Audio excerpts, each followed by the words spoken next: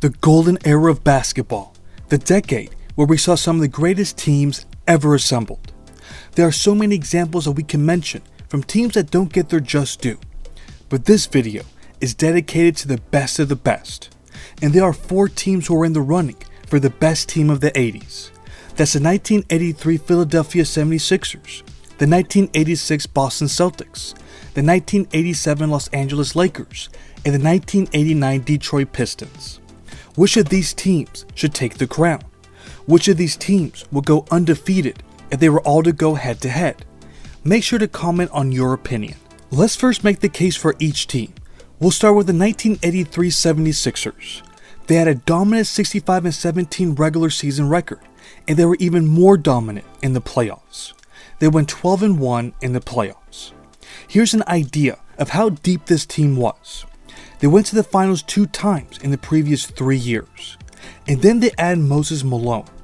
All they gave up for him was Caldwell Jones and a draft pick. This team had the previous 2 MVP winners, and they were hungry for that championship. With the addition of the greatest rebounder of the modern era, they finished the season averaging nearly 48 rebounds per game. That's a huge advantage to have during this time. Here's what else they had. 4 total players that made the 1983 All-Star Game, 3 players that were selected to the All-NBA First Team Defense, and the NBA's first ever 6th Man of the Year. The biggest statistical case to make for them is that they went 12-1 in the playoffs. That is also the 3rd highest postseason winning percentage. That reflects how tough it was to win just 1 game against them. That record is a definition of what a dominant team should look like. To be able to stay unbeatable from the start of the season to the final game. The Lakers saw that firsthand in their finals matchup. They were swept and they suffered 2 double-digit losses. It should be noted that the Lakers were a bit short-handed, but they still had Magic Johnson and Kareem healthy. Magic was held to 40% shooting for the series, and Kareem was completely outplayed by Moses. He only averaged 7.5 rebounds per game, while Moses averaged 18 rebounds per game. That's something that needs to be kept in mind in their hypothetical matchup with the 1987 Lakers and with the 3 other teams. We move on to the 1986 Boston Celtics. They went 67-15 in the regular season and 15-3 in the playoffs. The greatness of this historic team starts with Larry Bird. He won his 3rd straight title, and there were no doubts that he was at the peak of his powers. The rest of his teammates adopted his pass-first mentality. The 86 Celtics are widely considered as one of the greatest passing teams of all time. The way they moved the ball around was a thing of beauty. With all the weapons they had, the opposing defense didn't know which person was going to take over. They had the most skilled power forward in the history of the game, who was at the peak of his powers. They had their all-star center, Robert Parrish. Dennis Johnson was an All-NBA defender. And Bill Walton, the former MVP, won the 6th Man of the Year award. He was the one that gave this team a whole different dynamic. He could move the ball around better than any big man at the time. He was incredibly effective with the pick and roll, and he finished with the highest defensive rating in the league. That might have been the most underrated part of this team's greatness. They had the best defense in the NBA. Here are a few examples of how great they were on that end of the floor. In the semifinals, they held Dominique Wilkins to under 40% shooting for the series. In the conference finals, they held Sidney Moncrief to 35% shooting. In the finals, they held Hakeem Olajuwon to under 48% shooting. And remember, the Rockets were best known for having the Twin Towers as their front line.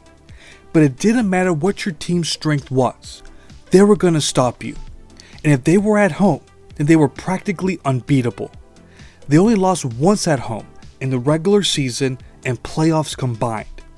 That's what happens when you have all these Hall of Fame players in the prime of their careers and another Hall of Fame player ready to come off the bench. You get an incredibly special season. The next team is the 1987 Los Angeles Lakers. They went 65-17 in the regular season and 15-3 in the playoffs. Sports Illustrated described this team as cosmic, and that's exactly what they were, thanks to their floor general. Magic Johnson was at the peak of his powers, and he had arguably the greatest season from a point guard. He is what drove them to have the best offense of the 80s. In fact, they had the best offensive rating out of any team from the 20th century. But he wasn't the sole reason for their success. Kareem was still one of the best post-up players in the game, even at the age of 39.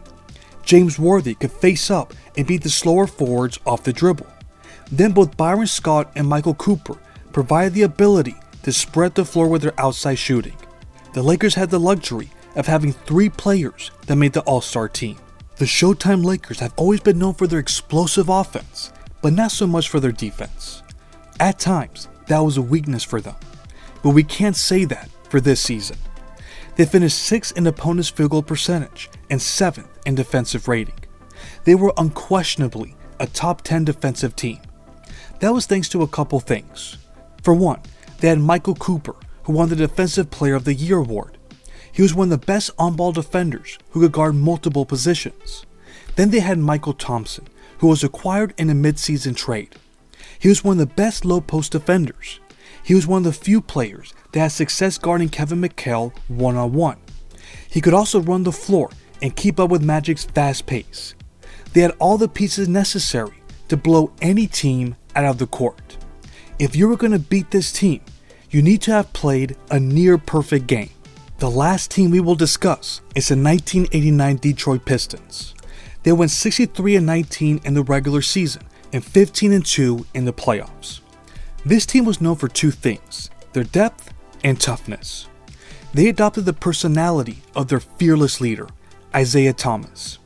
He also knew how much talent this team had, and he did a great job of getting everyone involved. They ran 9 players deep. That is something that none of the 3 other teams can say. That explains why Isaiah was their only All-Star that season. There were just too many great pieces for one player to post great numbers, but they all contributed in a major way. To be honest, their offense wasn't their biggest strength. It was their defense that made them such a tough team. And I'm not just talking about their borderline dirty play they were notorious for. It was their versatility. There was no such thing as hunting for a mismatch with this team. They could rotate anyone and hold their ground. Take for example what they accomplished in the playoffs. They allowed 92.9 points per game, which was a playoff record at the time. That was an impressive 16.3 points less than the season average that year. That was a big reason why they currently have the 4th highest playoff win percentage in history. Then you have what they did in the finals against the Lakers. They shot 52.7% from the field, which is tied for the 2nd highest average for a final series ever. That is only 0.1% less than what the 2014 Spurs shot in their historic finals performance. They proved that there was more to this team than their toughness and physical play. When their offense was clicking like that, they were impossible to beat. That's a short resume of these 4 teams. Which one are you picking as the greatest team of the 80s? In my opinion, it's the 1986 Boston Celtics.